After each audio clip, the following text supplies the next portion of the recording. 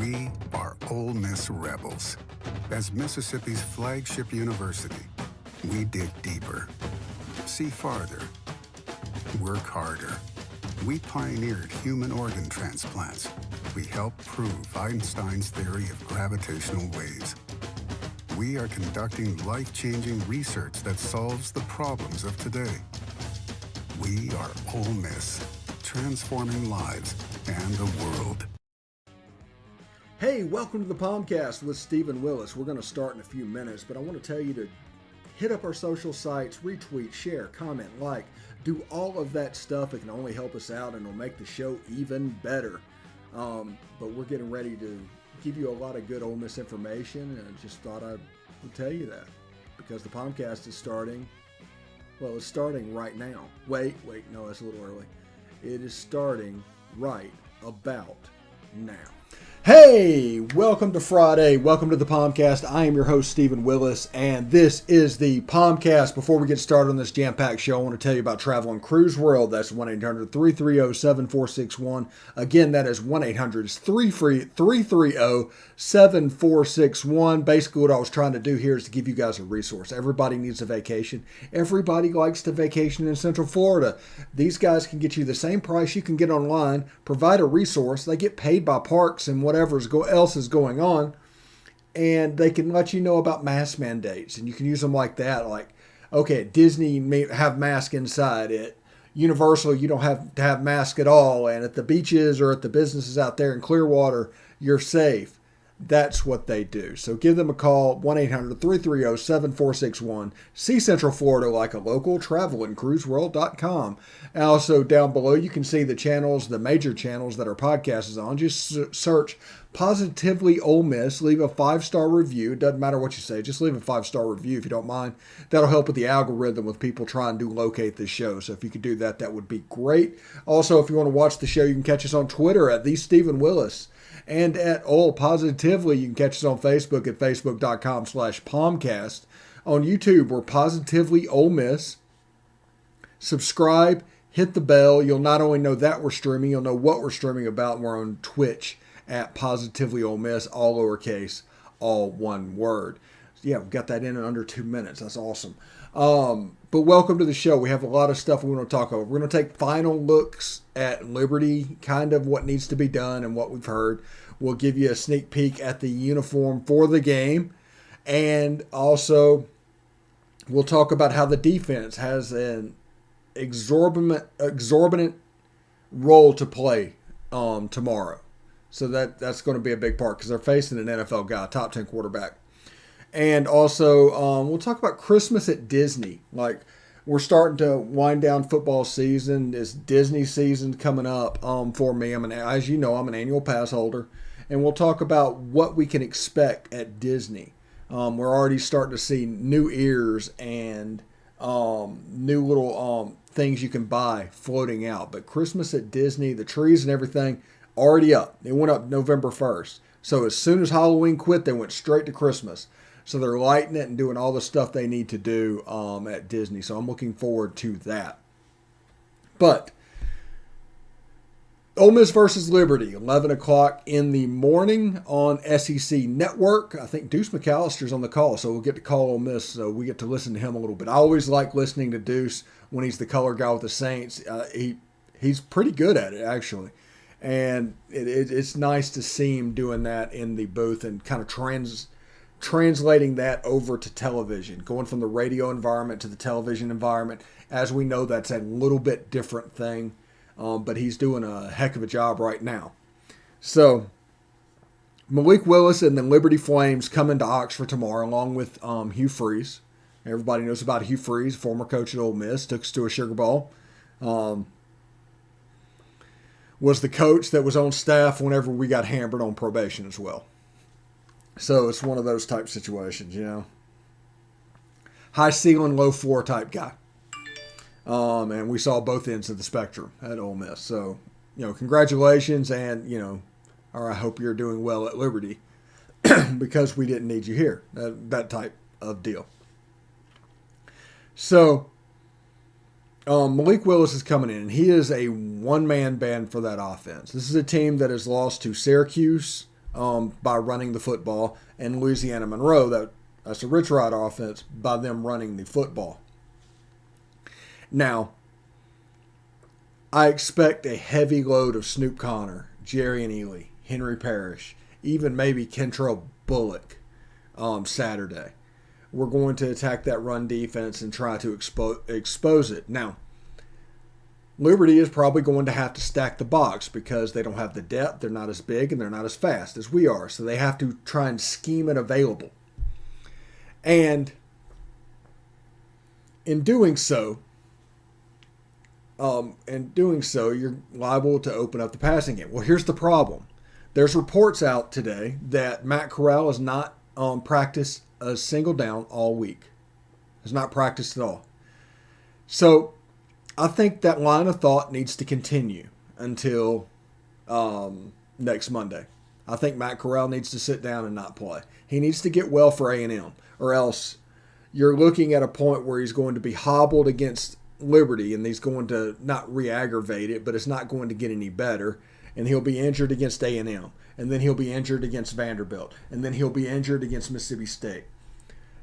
We need to do what we can to provide the biggest boost to get this healthy, and that would be just him shutting down this week, treating this like a de facto bye week. And this, everybody's upset about the bye week and the placement of it. Everybody's got excuses for everything, but it is what it is. And Luke Altmaier is the guy that settled down that Auburn game. You can call a conservative game plan. You can give him pass plays that he can do very well. Understand reads that he works, and it should be good enough to get through this game, especially with that stable and running backs. They're also, I'm not expecting any of the three starting wide receivers or the starting tight end to play. So we're dealing with twos out wide. My theory on those positions are to give the young guys a shot. Now, you don't have to give them a shot at the same time. I'm not saying step out there with the three wide receivers of all freshmen and Luke Altmaier quarterback. That would be fun to watch, but that would be iffy. But slip them in. Have a rotation of 4 or 5 or 6 guys at wide receiver.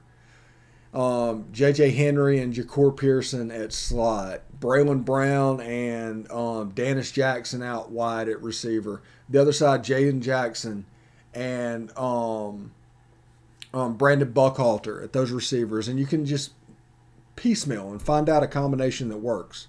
We need to use this this week to figure out what works. For the last 3 games of the season, we need to figure out what works. And this is a game that, everybody's concerned with how dangerous it is, and it is dangerous. Liberty's a pretty good football team.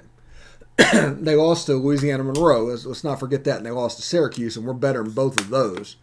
So they can lose the game. It's much more likely that they'll lose the game than we will. But there's a chance of catastrophe happening. Now, there's a greater chance of catastrophe happening when Texas A&M comes to town. There's a greater chance of catastrophe happening at the Egg Bowl. Now, Liberty would probably beat Vanderbilt. So Liberty's probably the 3rd lowest ranked game on our schedule currently.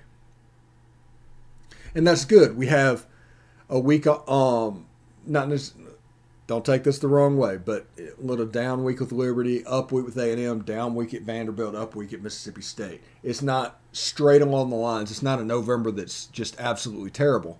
Even if we play mediocre, we should go 2-2 in November. And that's 8-4, and that'd be below what I predicted because I predicted the state win. But it is what it is. But we need to get Matt healthy as good as possible to improve those chances at A&M, to improve those chances at Mississippi State. And that doesn't really include him trying to force something here. Get well. Get as well as you can get. Now, we know with ankles, they can be tricky. They just can. Bo Wallace hurt his ankle against Arkansas in 2014 and was still affecting him in the Access Bowl January 1st. I mean, that was a severe sprain, but that's about 6 weeks. So, without knowing exactly what's going on with his ankles, it's really difficult to say. And now, if there's a chance that he's got that 6-week ankle, that's a problem.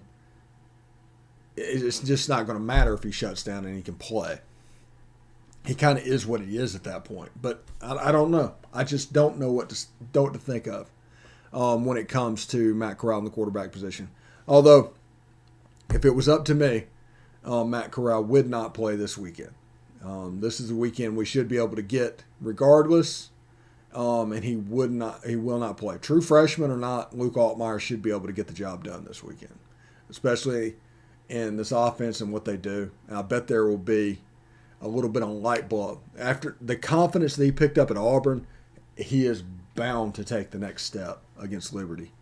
And you get to see what he looks like with the lights on. You're not dealing with next year with a Michael Spurlock type situation to where you don't know what happens when the light comes on. He's already played for you. He's already started a game. He's already done all that. So season is what it is at this point. We're trying to get to 12. And to get to 12, we need to win all our games. And to win all of our games does not include forcing Matt this week. It's to get him the better prepared for next week. I don't like having a quarterback out there that hasn't practiced all week and hasn't done any scout team stuff. I'm not a huge fan of that. I hope Luke Altmaier took this week and really prepared and got ready to go. Because I just don't know. There's certain things that I like and there's certain things that I don't like. I just do not like that. It is what it is.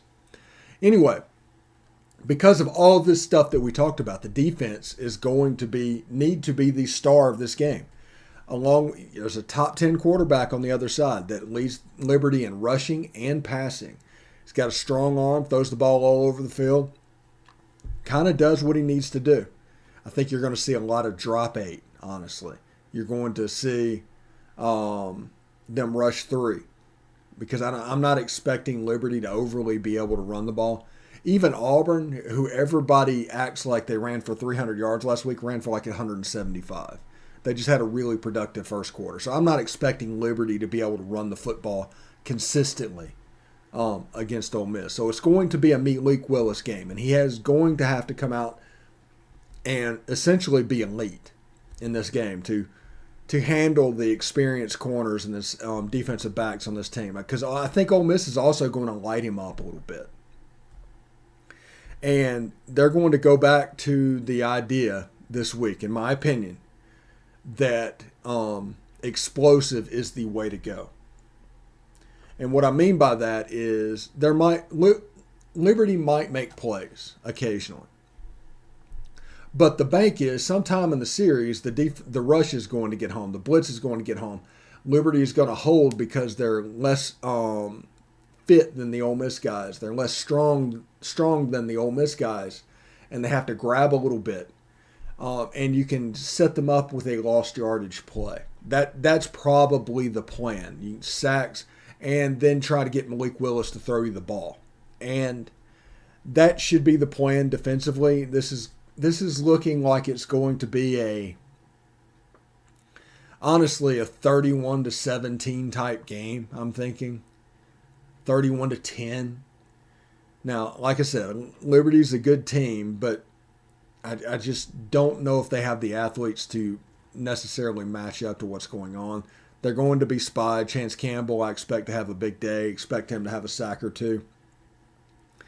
And just thinking out loud also, when looking at this defense and Arkansas's defense, when the quarterback leaves the pocket, the middle linebacker immediately gives up his assignment and rushes full speed. The 3-man becomes a 4-man rush. There's like a spy every play. But that's kind of playing against rules because there's rules for quarterbacks, as all of you know. We've all heard it on TV. You don't throw it back across the middle when rolling one direction or the other. So whenever the quarterback leaves the pocket, obviously the middle linebacker, that would be the middle of the field. That would be throwing back over the middle. So not knowing that the rule prevents the quarterback from throwing a pass into that zone allows them to rush. And Chance Campbell's gotten sacks this year. Arkansas makes a living off of that. But eventually offenses are going to figure out and start to intentionally break that rule. You'll see a bunch of delayed Texas type routes and stuff over the middle that's just replacing the area where he left. But that is interesting. Watch our defense. You have a scrambling quarterback with Malik Willis. Watch what happens with the middle linebackers whenever they break the pocket. It's really interesting. It really is. I'm not a defensive stalwart and everything, but it is basically using the rules of quarterback play against them, is the way that I put it. But you saw it in Arkansas. You see it with Ole Miss from time to time. Like I said, it's a stalwart of that drop 8 defense that Iowa State has brought out. So basically you see 3-man, but it's actually a 4-man rush, because if they don't get home and the guy scrambles out, they're going to get run by the middle linebacker. It is what it is. Let's see. Now, I am expecting Otis Reese and Jake Springer to have a little bit of a day. This is one of those games where you can play at the line of scrimmage. This is one of those games when you can do some things that you don't normally do. I'm expecting the defense to become more exotic than they normally have been. I don't know that Liberty uses a whole bunch of tempo. They might use a bunch of no huddle, but Lane Kiffin mentioned that Hugh Freeze has gone away with what he did at Ole Miss. And if he's going more pro spread, that's fine. But I am curious about that. More time on the field means it allows us more time to be more exotic. It is what it is. And I'm looking forward to seeing what they come up with. Jake Springer and Otis Reese on the line of the scrimmage, kind of playing the role of outside linebackers, is interesting to me. It just is. And you can blitz one, you can send the other one back in coverage, and you're good to go. And then you have a zone blitz, and it's really a drop 7. Now, there's going to be holes in the zone. If you don't get home, if you don't affect the eyes of the quarterback, if you don't make him move and drop his head a little bit, you're in a little bit of trouble, because doing stuff like that is going to make the zones in the front level, instead of 5 players, is 4. So there's going to be larger holes open in between what's going on. So that's an idea to look at. Like I said, Malik Willis is a top 10 quarterback. But Ole Miss is bigger, faster, stronger, and has more depth on the offensive line and otherwise, especially on the defensive line. I think you're going to see Cedric Johnson and Sam Williams eat a little bit this weekend. And because of that, I just really like what they do on the defensive front. I like everything that's going on with the defense right now. It just looks a little bit different, and there's different ways to get to where it's going. And since it looks different, people are having trouble really visualizing what they're doing, because before you could absolutely see what they're doing. Now it's basically a full disguise that you just don't know what they're doing. And it may look like there's 5 players in the box, but there's actually 8 players in the box. And it's just all because of positioning, players, and everything that's going on. So the defense is interesting. The defense right now is sitting about 80, 85, which is about, where it was. The defense last year was like one of the worst I've ever seen, save Missouri this year. But this improvement, and there's going to be improvement next year, because all those DBs are going to start, that they recruited last year, are going to get on the field. And when they get on the field, it's really, these are guys that were recruited for this. You got the kid Jalen White out of Arkansas that is a tweener safety. You wouldn't see offers come to him from other programs because they don't run what we run. We need a different player for this position. Now you're looking at somebody that's 6'3", 210 pounds, and can absolutely run. You put him out there at that one of those star positions or one of those outside linebacker type positions, and all of a sudden they can work a little bit. They got a little bit of length to them. They got a little weight to them. They can run like a deer, and your defense is going to improve because of that. And I just don't think people need to give up with what we're doing, because it's there. If it wasn't working, Auburn would have ran for 3 bills last week. because Auburn was lining up in 3 tight ends and they were running the football. That was what they wanted to do. They wanted to follow Alabama's game plan. We just don't quite have the athletes there, but it was an improvement from the Alabama game to this one. It's growing. You're seeing a curve of improvement of DJ Durkin's defenses moving forward. So don't give up on what's going on defensively, because moving forward, they're going to be a little bit better, and next year they're going to be really good. I know everybody's thinking, well, what about Chance Campbell? And saying they're going to get transfers to fill that role. There's a certain body type and a player type that they are looking for. Those players might be at Alabama. That's a perfect fit for what they do, but they didn't quite fit at Alabama. And those guys enter the transfer portal. Ole Miss goes and picks them up. It's not that you're taking Alabama's rejects. It's just that they picked the wrong system for what they do. Everybody sees Alabama and gets really excited about their offer and everything committed to go. Alabama might not be the right fit for them, for what they do. And then all that means you're going to sit on the Alabama sideline for 4 years, and you're never going to realize what you're good at. But Ole Miss in this transfer portal are going to recruit players that fit exactly what they need. And they need players that do a little bit different stuff because of this defense. Now, when this defense takes hold and moves forward, what's going on? It might be a little bit different then. But right now, we have an advantage over the type players we're trying to recruit, both in recruiting and through the transfer portals defensively. So that reason alone is a plenty good reason to stay the course on defense. So it is what it is. I'm expecting this game, like I said, 31-17, 31-14, 45-31. I don't know. I want to see who plays quarterback for Ole Miss. I want to see who plays running back for Ole Miss. And I want to see what their game plan looks like, honestly. I'm not overly concerned with what Liberty wants to do. Like I said, they have a top 10 quarterback. He's a heck of a player. He's probably one of the best player, if not the best player to ever come through Liberty. But he's not anything that's going to overly mess with it. Everybody's going to point to the Arkansas game. It's like, what about that? It was 2 different teams. 2 different teams. And besides, Ole Miss won that game anyway. So it is what it is. Now, do want to tell you about, Christmas at Disney is starting up. Candlelight Processional is sold out for the season at Epcot. And you're starting to see new merchandise hit the stores with the Christmas thing. Now, October 31st, it was all set up for Halloween. November 1st, it was all Christmas. And I think in Magic Kingdom, they even have the things where they do the soap bubbles to make it look like it's snowing, even though it's 85 degrees outside in Florida, which, hey, I'm not complaining about that. This weather is amazing. You know that 2-week period of time in the spring where you're all excited about what's going on? We get 6 months of that here. That's the amazing part. Everybody talks about July and August and how hot it is, and really not much hotter than Mississippi or Tennessee or Alabama or Georgia. But you get that extra weather. Once you hit November, like tonight, it's supposed to be like 55 as a low. The high is 72.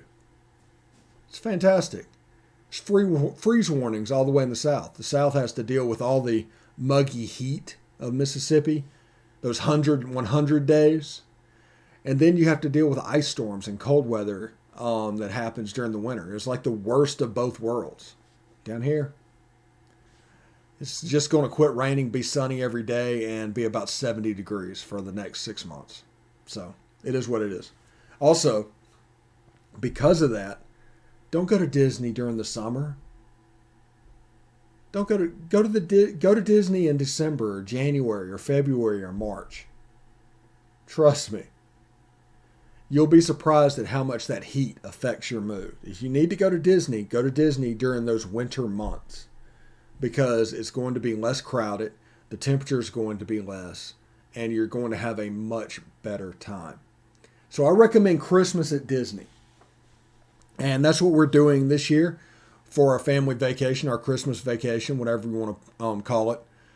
They're all coming down, and we're going to go to Disney and spend December 4th through the 12th there. That's one of the reasons we're going to be so sporadic during December. The other is going to be right after that is supposed to be my radio surgery over 2 weeks. So it's about 3 weeks that's going to just have an interesting schedule. So just bear with us there. But everybody's going to come down. Everything's going to be decked out for Christmas. Everything's going to be decorated for Christmas. And you're going to absolutely be able to get into the mood other than wearing shorts on December 15th or whatever the day is. All the merchandise of the Christmas stores, I'm looking forward to the Christmas stores. We have a tree up now. We're going to go to Disney several times. We're an annual pass holder, so we don't pay for parking or entrance into a park. So we can just go to a park and go to the Christmas tree store, the Christmas store. And take that vacation. Do that. You'll have a good time, and your kids will have memory that they'll never forget, because Disney during the summer is great.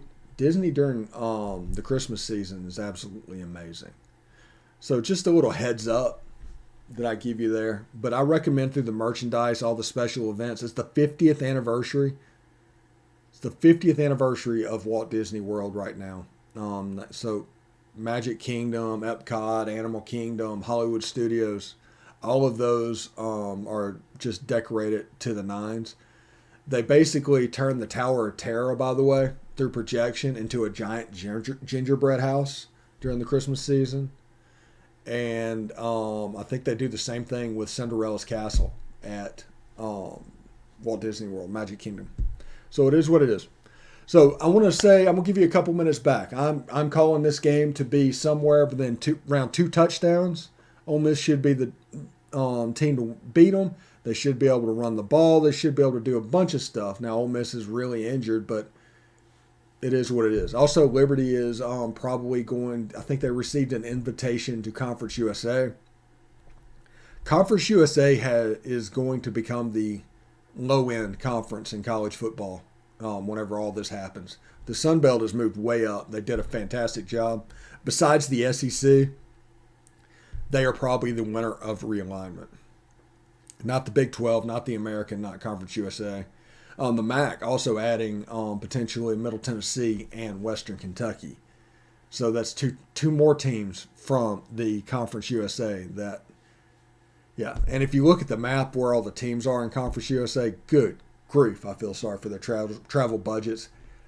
Excellent job, Jeremy McClain at Southern Miss. So I want to say thank you to everybody for tuning in today. We'll be back Sunday with the review show, Monday with the POMcast.